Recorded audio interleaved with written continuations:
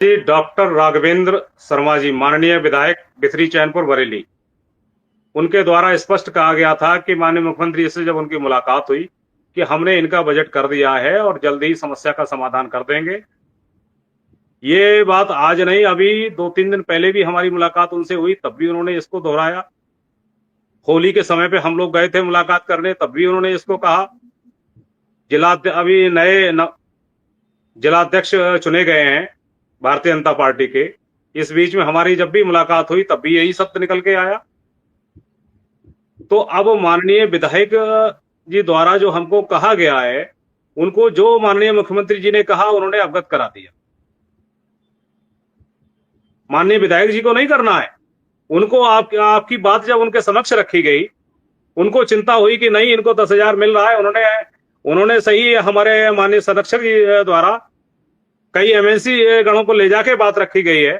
तो बात रखना, रखवाना, रखने का काम है हमारे जनप्रतिनिधिगण का और रखवाने का काम है संगठन का। दोनों ही काम सही तरीके से करवाए गए हैं। और अब निर्णय की जहां बात आती है वो माननीय मुख्यमंत्री जी को लेना है। कितना जल्दी निर्णय लेंगे इसके बावजूद भी फिर भी अभी आप किसी का जाना होगा, फिर बात करवाएंगे हम। अगर हमको समय नहीं मिल रहा है तो जहां जैसे जो भी संभव हो पा रहा है वो आपको कहने की जरूरत नहीं है, आपको लिखने की जरूरत नहीं है। वो चिंता हम लोगों को है। बशर्ते यही है, गालियां देना है, उल्टा सीधा लिखना है, लिखते रहिए, उससे कोई असर पड़ने वाला नहीं है।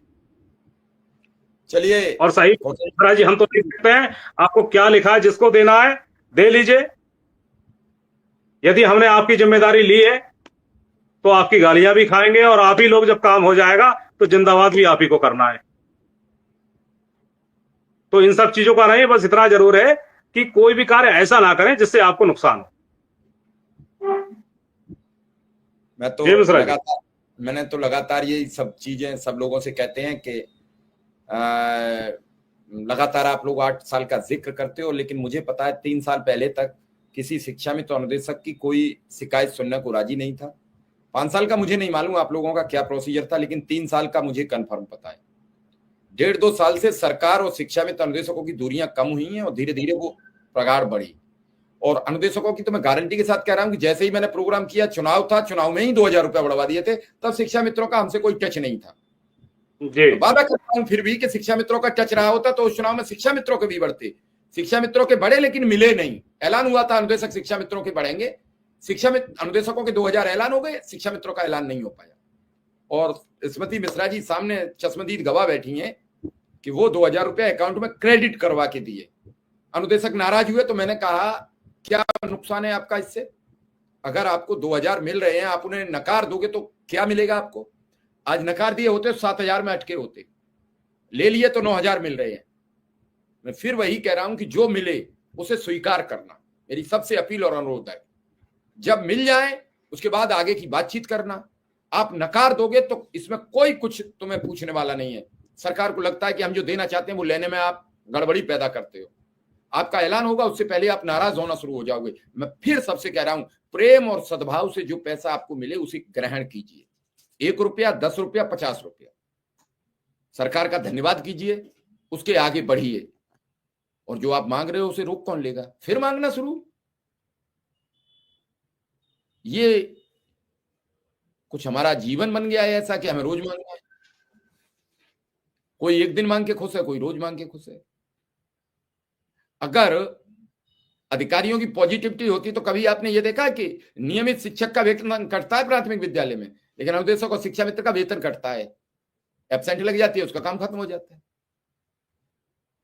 तो मैं इन अधिकारियों से भी नहीं समझ पाया कि अधिकारी क्या चाहते हैं, बेसिक शिक्षा विभाग को अप ले जाना चाहते हैं कि डाउन लाना चाहते हैं। मैं नहीं समझ पा रहा हूं इनका मनसा क्या है।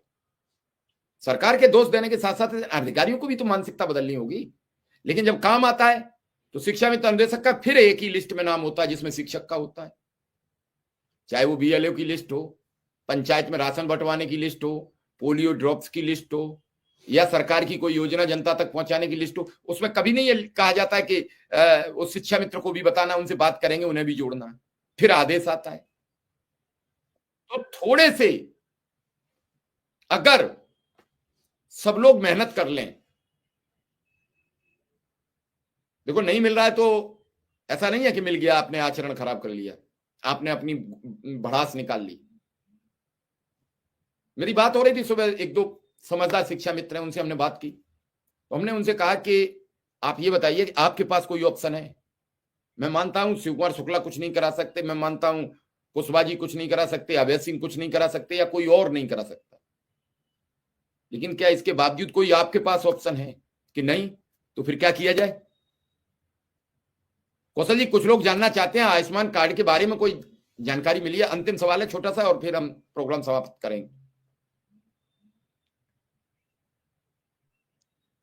मिश्रा जी, जो जानकारी हमारे पास में थी वो ये था, माननीय मुख्यमंत्री जी का जिस तरह का बयान था, तो 1 अप्रैल से इसको शुरुआत करने की बात की गई है। अब इसका कब तक आदेश होके और इसको इम्प्लीमेंट शुरू करेंगे, ये अभी जानकारी पूर्णतः स्पष्ट नहीं हो पाई है हमारे लिए। और जो आपने कहा है आपके चैनल के माध्यम से, जो भी हमारे प्रदेश के अधिकारीगण, चाहे वह किसी विभाग के हों, बेसिक शिक्षा के साथ साथ प्रशासनिक अधिकारियों की भी अगर बात करेंगे, तो वो संगठन के पदाधिकारी के हैसियत से और शिक्षा मित्रों के एक प्रतिनिधि की हैसियत से उन सभी अधिकारियों का हम धन्यवाद देंगे कि अब तक जिन अधिकारियों से बात हुई है, वाकई में उनका जो रवैया है शिक्षा मित्रों के प्रति, वो इस चीज को जान रहे हैं। भले वो कुछ कर नहीं सकते हैं, लेकिन उनकी तरफ से जब तक विशेष परिस्थितियां नहीं होती हैं, कोई कार्यवाही इस तरह की नहीं होती है जिससे शिक्षा मित्र या निदेशक का कहीं कोई नुकसान हो। ये हम प्रत्यक्ष आपको बता रहे हैं, और कई जिलों की ऐसी समस्याएं रही है। जब भी अधिकारियों से बात हुई तो उन्होंने ये स्पष्ट कहा, देखिए मानदेय आपको कम मिल रहा है, हम लोगों से जो भी संभव है वो हम कर सकते हैं, बाकी शासन स्तर का काम है, इसमें हमारे अपना कोई है नहीं। तो चाहे हमारे जिले के जिलाधिकारी महोदय हों या जो भी हैं, आज हम बरेली जिले की आपको बात कह रहे हैं कि मिश्रा जी, अगर बाई चांस मानदेय से लेके कहीं कोई अगर मैसेज भी कर दिया जाए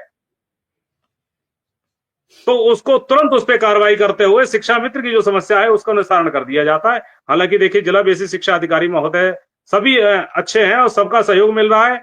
पहले कुछ समय ऐसा था जब शिक्षा मित्रों से दूरियां थी और उनको दिक्कतें पैदा हो रही, आज नहीं है। और रही बात अब से पहले क्या हुआ, क्यों नहीं बढ़ा मानदेय, एक अलग विषय है। हम माननीय मुख्यमंत्री से, अपने प्रदेश के मुखिया जो हैं, उनसे हमारा अनुरोध है कि जल्द से जल्द समस्या का समाधान करना ये आप ही के ऊपर है। परिवार के सदस्य हैं, जो दिक्कतें हैं हम आप ही से कहेंगे। वो एक अलग है कि जो कहने का माध्यम है, कुछ भी हो सकता है, लेकिन जिस दिन दिक्कतें खत्म हो जाएंगी, वही यही शिक्षा मित्र हैं, यही परिवार के लोग हैं जो आपकी जय जयकार करने में भी पीछे नहीं हटेंगे। क्योंकि कोई भी कर्मचारी, चाहे वो सरकारी हो या मानदेय कर्मी हो, किसी पार्टी विशेष का नहीं है। जब उसका कार्य होने लगता है, उसकी समस्याएं दूर होती हैं, तो सरकार की तारीफ करता है, और जहां उसको समस्याएं बढ़ती हैं तो कहीं ना कहीं विरोधाभास पैदा हो जाता है।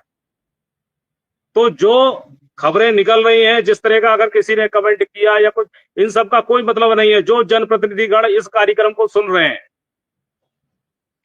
अपना बनाने का काम आपका है। आप कितना हमको अपना बना लेते हैं, ये आपके ऊपर निर्भर है। और कर्मचारी हमेशा सरकार का होता है, वे किसी पार्टी या किसी राजनीतिक पार्टी से किसी का कोई संबंध नहीं होता। तो इन्हीं शब्दों के साथ अपने शिक्षा मित्र साथियों से भी अनुरोध है कि फिर वह थोड़ा सा संयम